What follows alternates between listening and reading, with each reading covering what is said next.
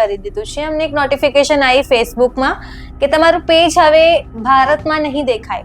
પછી અમે ઇન્ક્વાયરી કરી કે કેમ નહીં દેખાય, તો કીધું કે ગવર્મેન્ટે અમને લીગલ નોટિસ મોકલી છે કે આ પેજ વાયલન્સ કરે છે. તો જે પણ લોકો અમારા રેગ્યુલર દર્શકો છે એમને ખબર છે કે અમે શું વાયલન્સ કરીએ છીએ, શું નથી કરતા. માત્ર ને માત્ર ખેડૂતોનો અવાજ, પબ્લિક ઓપિનિયન્સ છે.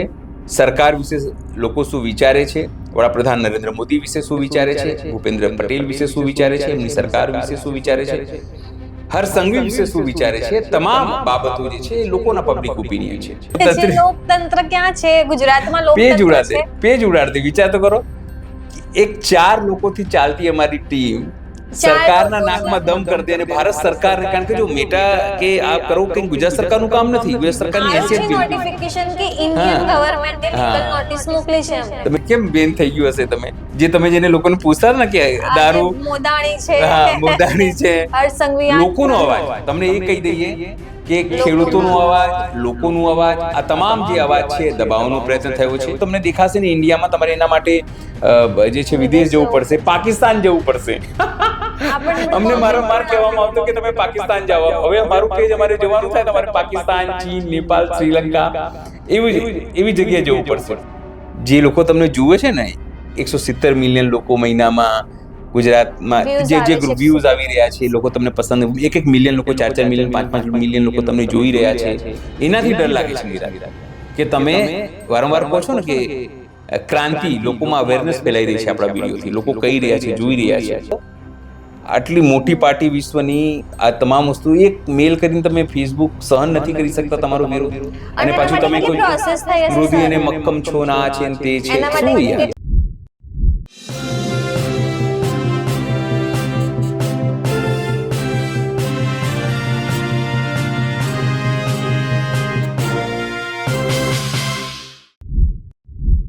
નમસ્કાર, હું છું ચંદ્રિકા પુત્રી નિરાલી મહેરિયા અને આજે એક વિચિત્ર ઘટના કહી શકાય ઘટી. સારા સમાચાર છે. સારા સમાચાર નથી, એમાં એવું છે કે ભારત સરકારે, ભારતીય જનતા પાર્ટીની સરકારે અમારું પેજ ભારતમાંથી જ બેન કરી દીધું છે. અમને એક નોટિફિકેશન આવી ફેસબુકમાં કે તમારું પેજ હવે ભારતમાં નહીં દેખાય.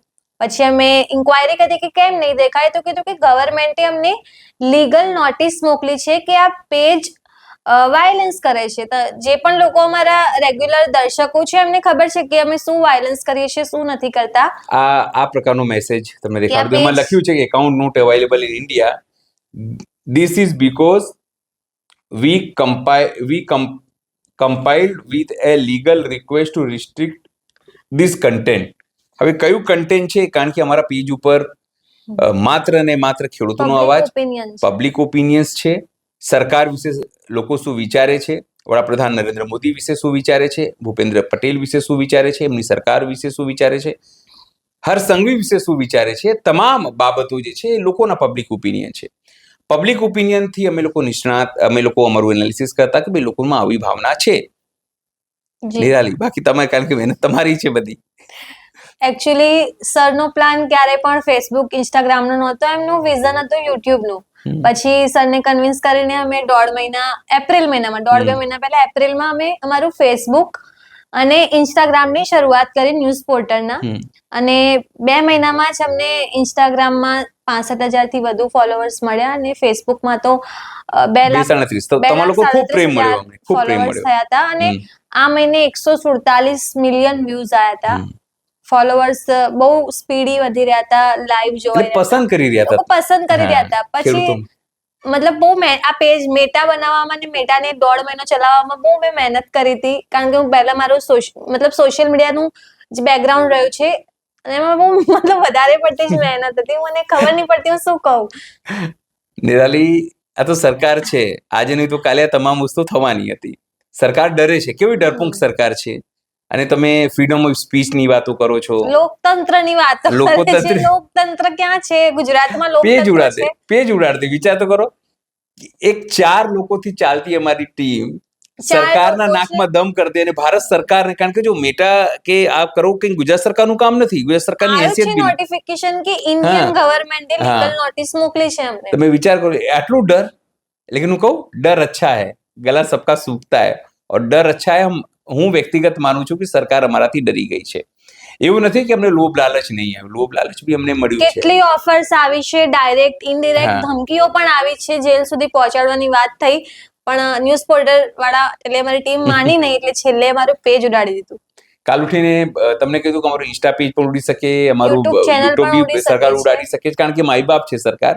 પણ સબ સલામત હૈના દાવા સરકારના નિષ્ફળ સાબિત થઈ જાય કે એક સામાન્ય યુટ્યુબ ચેનલથી.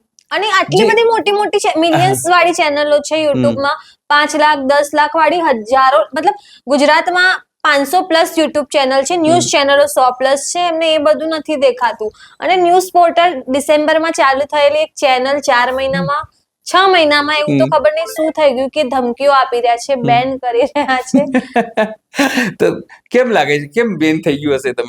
તમે જેને લોકોને પૂછતા હતા ને કે દારૂ, મોદાણી છે, હા, મોદાણી છે, હર્ષ સંઘવી, લોકોનો અવાજ, તમને એ કહી દઈએ કે ખેડૂતોનો અવાજ, લોકોનો અવાજ, આ તમામ જે અવાજ છે એ દબાવવાનો પ્રયત્ન થયો છે. આ અવાજ અમારું અમે તો ફરીથી ચાલુ કરી લઈશું, તમે સમજો, અમે ફરી કોઈ એકાઉન્ટ બનાવી લઈશું, પણ આ અવાજ છે ને, આ લોકશાહીનો અવાજ દબાવવાનો પ્રયત્ન થયો છે.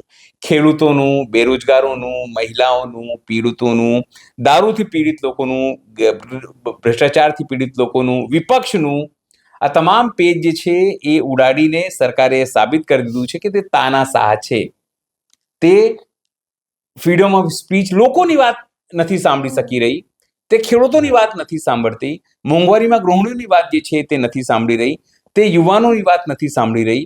કારણ કે એની અંદર તમે જો અમારા પેજ તો હવે તમને દેખાશે ને ઇન્ડિયામાં, તમારે એના માટે જે છે વિદેશ જવું પડશે, પાકિસ્તાન જવું પડશે. અમને માર કહેવામાં આવતું કે તમે પાકિસ્તાન જાઓ. હવે અમારું પેજ અમારે જવાનું થાય, તમારે પાકિસ્તાન, ચીન, નેપાલ, શ્રીલંકા એવી જગ્યાએ જવું પડશે. પણ ઠીક છે, અમને કોઈ વાંધો નહીં, અમે લોકો ડરતા નથી આ બુઝદિલ સરકારથી, આ ડરપોક સરકારથી. અમને ડર નથી, ફરીથી મહેનત કરી લઈશું, અમે ફરીથી ઊભા કરી લઈશું, કારણ કે અમને વિશ્વાસ છે કે તમે લોકો અમારી સાથે છો, અમારા દર્શકો અમારી સાથે છે, બની શકે છે, આમાં ખેડૂતો અમારી સાથે છે, આ મહિલાઓ, બેરોજગારો, તમામ લોકો સાથે છે. અમે ફરીથી જલ્દી બીજો પેજ અમે બનાવી લઈશું, અને અપેક્ષા છે કે ફરીથી તમે એને ફોલો કરજો, ફરીથી અમારા પેજ ઉપર આવો તમે અને અમને ફોલો કરો, કારણ કે તમારી વાત અમે કરતા હતા. અમે કંઈ મારા ઘરની વાત કરતા હતા એવું છે જ નહીં, અમે તમારી વાત કરતા હતા, તમારા મુશ્કેલીઓની વાત કરતા હતા. અદાણી અંબાણીની જે લાઈનો જઈ રહી છે એમાં ખેડૂતો કઈ રીતે પરેશાન થઈ રહ્યા છે એની વાત કરતા હતા. કલેક્ટરો કઈ રીતે ખોટી રીતે નિયમોના અર્થઘટન કરી રહ્યા છે એની વાત કરતા હતા. ભાજપ વિરોધમાં જે લોકો બોલી રહ્યા છે એની વાત કરતા હતા. અમે ભાજપની બી વાત કરતા હતા, ભાજપના વિડીયોઝ બી અમે મૂકતા હતા, સરકારના વિડીયોઝ બી મૂકતા હતા. ગાળો આવતી હતી, એમાં તો અમે કંઈ કરી ના શકીએ. પણ હવે સરકારે ડિસિઝન કર્યું છે તો સરકાર તો માઈ બાપ છે, આપણે માની લઈએ. અને ઓપન નહીં થાય, ઘણા લોકો મેં વાત કરી, એમણે કીધું કે સરકારે ડિસિઝન આપ્યું છે, ઓપન નહીં થાય, તમારે અને ગુજરાત સરકારે મોકલ્યું, ભારત સરકારની ને પીએમ મોદીની સરકારે, વડાપ્રધાન મોદીની સરકારે અમારું પેજ બેન કરી દીધું ભારતમાંથી. અમે એવું તો શું ગાડી ચલાવતા હતા, શું અમે ન્યૂડ વિડીયો ચલાવતા હતા? ગુજરાતમાં ને દેશમાં કેટલી બધી ખરાબ વેબસાઇટ ચાલે છે, નાના નાના બાળકોનું એનાથી ભવિષ્ય બગડે છે, પણ એ બેન નથી કરતી. જો જેમ દારૂ બેન નથી થતું આ લોકોથી, એવી રીતે ન્યૂડ વિડીયોઝના જે એ છે આખું બિઝનેસ છે, આખું વેબસાઇટ્સનો, એ બેન નથી થતો આ લોકોથી. પણ આ લોકોને ડર લાગે છે. હું વ્યક્તિગત માનું છું કે આ લોકોને ડર લાગે છે, અને હું વ્યક્તિગત માનું છું ડર અચ્છા હૈ.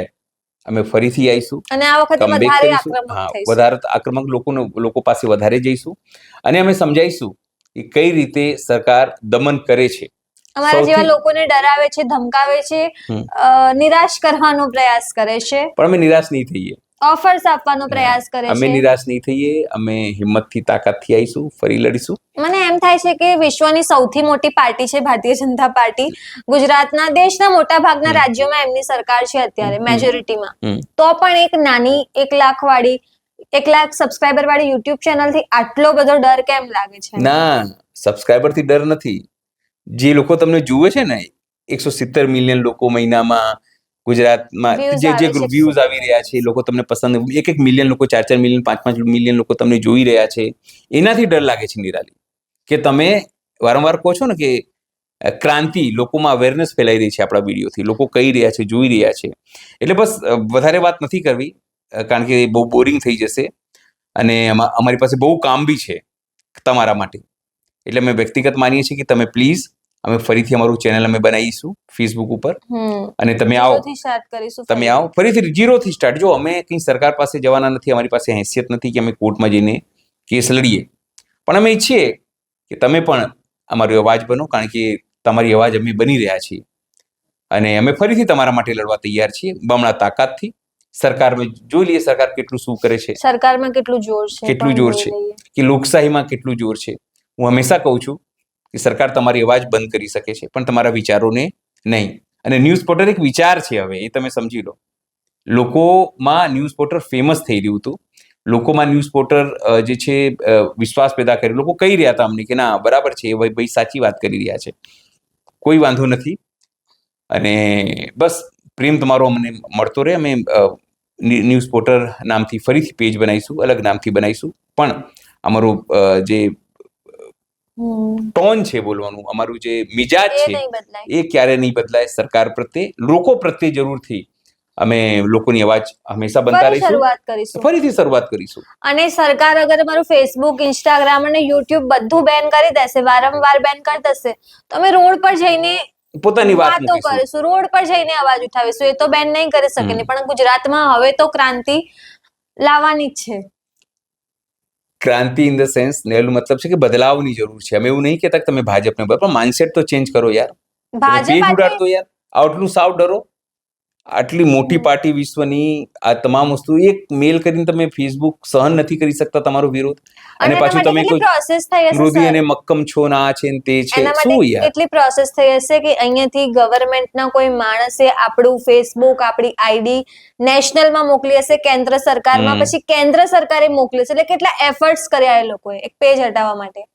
કોઈ વાંધો નહીં, હું તો બોલતે ને કે હિમ્મતે મર્દા તો મદદે ખુદા. ફરીથી મેં ફરીથી અમે ચાલુ કરી દઈશું. ડરી ગયા લોકો, સિર્ફ 4 લોકોની ટીમથી, 4 લોકો, સમજો 4 લોકોએ બેન્ડ બજાવી દીધી છે સરકારની, અને એમને મજબૂર કરી દીધા કે અમારું પેજ જે છે તે ઉડાડવા માટે એમને. પણ ઠીક છે, જે એમને સદબુદ્ધિ આવી તે તેમણે કર્યું, અને સરકારો આવી જ હોય છે. હું હંમેશા કહું છું, સરકારો કોઈ પણ પાર્ટીની હોય તાનાશાહ જ હોય છે. આટલી હદે તાનાશાહી પણ નહીં હોતી હોય કોઈ. ઠીક છે, આપણે એવું માનીએ, આપણે નવા રેકોર્ડ્સ બનાવવાની આદત જ છે ભારતીય જનતા પાર્ટીની. અમે બી નવા રેકોર્ડ્સ બનાવવા તૈયાર છીએ. દેખતે हैं किसमें कितना दम. જી.